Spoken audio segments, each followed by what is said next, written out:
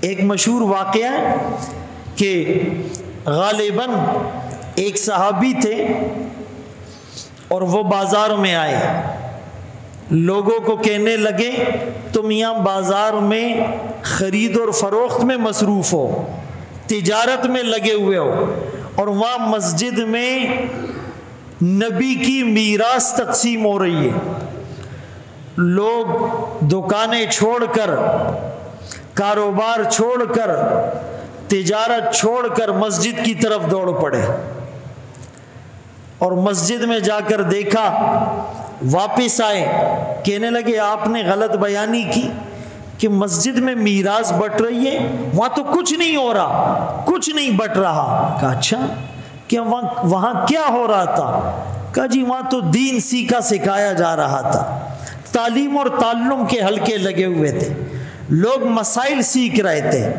کہا یہی تو نبی کی میراث ہے، یہی تو نبی کی میراث ہے۔ ایک کتاب ہے الرسول المعلم و اسالیبہ فی التعلیم، ہمارے نبی معلم تھے، انما بعثت معلما، مجھے معلم بنا کر بھیجا گیا ہے، رہبر و رہنما بنا کر بھیجا گیا، مقتدا اور پیشوا بنا کر بھیجا گیا۔ تو ایک دفعہ آپ مسجد نبوی تشریف لائے، دو حلقے لگے ہوئے تھے، ایک ذکر میں اور دعاؤں میں مصروف تھا، اور دوسرا سیکھنے سکھانے میں مصروف تھا۔ مدرسوں میں لوگ قرآن پڑھتے ہیں، قرآن سنتے ہیں، حدیث پڑھتے ہیں، حدیث سمجھتے ہیں۔ آج کل تو بعض ایسی مسجدیں بھی ہیں کہ لوگ کہتے جی بس یہاں صرف نماز ہوگی، یہاں مدرسے کی ضرورت نہیں ہے۔ اس اللہ فقیر کو ذرا دیکھو، مسجد نبوی اس میں صرف نماز ہوتی تھی، اذان کہاں ہوتی تھی؟ مسجد نبوی میں اذان کہاں ہوتی تھی؟ اور نماز کہاں ہوتی تھی؟ اور قرآن کہاں پڑھایا جاتا تھا؟ اور حدیث کہاں پڑھائی جاتی تھی؟ اور مسائل کہاں سکھائے جاتے تھے؟ اور ذکر کے حلقے کہاں لگتے تھے؟ اور بیانات کہاں ہوتے تھے؟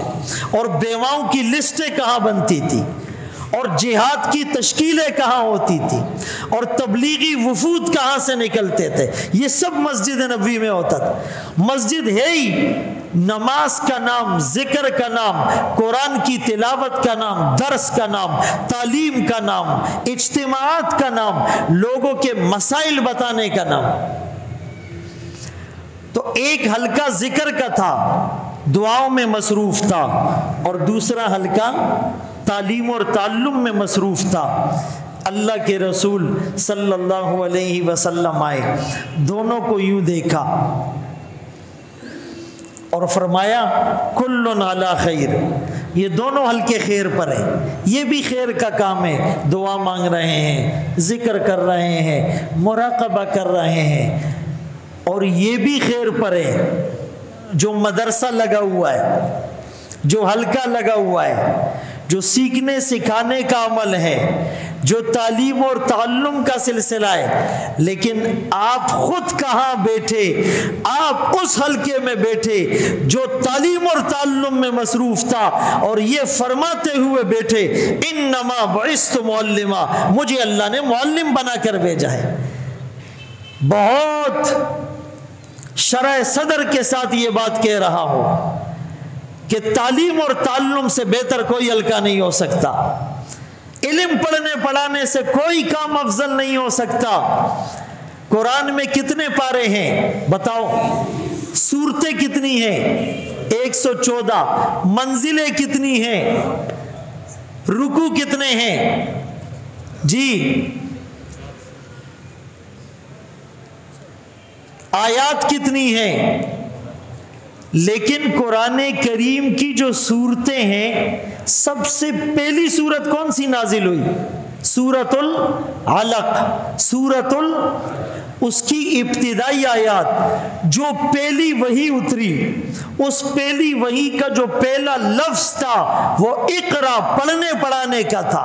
570 سال کے گیپ کے بعد جو پہلی وحی آتی ہے معاشرے میں سدھار کے لیے، معاشرے کو سنوارنے کے لیے، انقلاب کے لیے، تغیر اور چینج کے لیے، وہ پہلی وحی نماز کی نہیں تھی، روزے کی نہیں تھی، زکوٰۃ کی نہیں تھی، تبلیغ کی نہیں تھی، جہاد کی نہیں تھی، صدقہ اور خیرات کی نہیں تھی، انفاق فی سبیل اللہ کی نہیں تھی، دعاؤں کی نہیں تھی، مراقبے کی نہیں تھی۔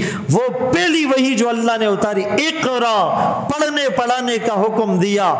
آپ تعلیم اور تعلم کو اپنا زندگی کا جزء لا انفق بنائے، بچہ ہو، بوڑھا ہو، جوان ہو، امیر ہو، غریب ہو، بزنس مین ہو یا چھوٹا سا نوکر ہو، آپ قرآن کریم اور حدیث نبوی کو سیکھنے کے لیے آدھا ایک گھنٹہ ضرور نکالے۔ اور یہ جو جملہ کہا جاتا ہے کہ یہ علماء اور مولوی دین کے ٹھیکیدار نہیں، ہم بالکل اس کو تسلیم کرتے ہیں۔ ہم دین کے ٹھیکیدار نہیں لیکن دین کے چوکیدار ضرور ہے۔ اگر کوئی ادھر ادھر سے اسلام کی نظریاتی سرحد پر حملہ کرنے کی کوشش کرے گا، کسی آیت کا غلط ترجمہ لکھے گا، کسی آیت کی غلط تشریح کرے گا، کسی چیز کا غلط مفہوم پیش کرے گا، ہم ان کے خلاف میدان میں اترے تھے، اترے ہیں اور اتریں گے۔ اللہ ہم سب کو صراط مستقیم پر چلنے کی توفیق نصیب فرمائے۔ وآخر دعوانا ان الحمد للہ رب العالمین۔